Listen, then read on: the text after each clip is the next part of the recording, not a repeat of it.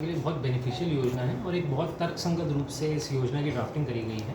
मैं सभी किसान भाइयों से और आप लोगों से पत्रकार बंधुओं से भी निवेदन करूंगा कि आप लोगों को समझाएं कि ये योजना बहुत ही बेनिफिशियल है किसानों के लिए।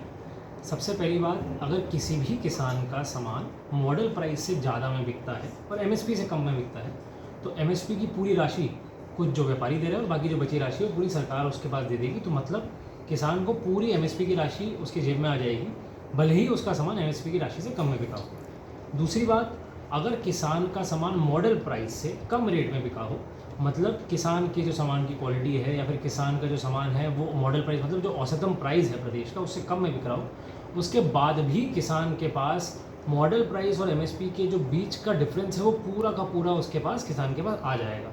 तो अगर अपन नीतिगत रूप से समझें तो अगर उपार्जन हुआ होता और उपार्जन में अगर नॉन एफएक्यू या फिर औसतम एफएक्यू से पुअर क्वालिटी का चीज़ होती जो उपार्जन नीति के तहत नहीं प्रोक्योर कर सकते, उसके कंपैरिजन में यहाँ पर उस सामान को लेने के बाद भी उसके पास मॉडल प्राइस और एमएसपी के बीच का डिफरेंस उसके पास पूरा किसान के पास आ जाएगा। तो किसान के लिए बहुत ही हितैषी और बहुत ही बेनिफिशियल योजना है ये। आपने अभी बताया था कि 2 कैटेगरी के किसान हो गए हैं, वो क्या मामला है?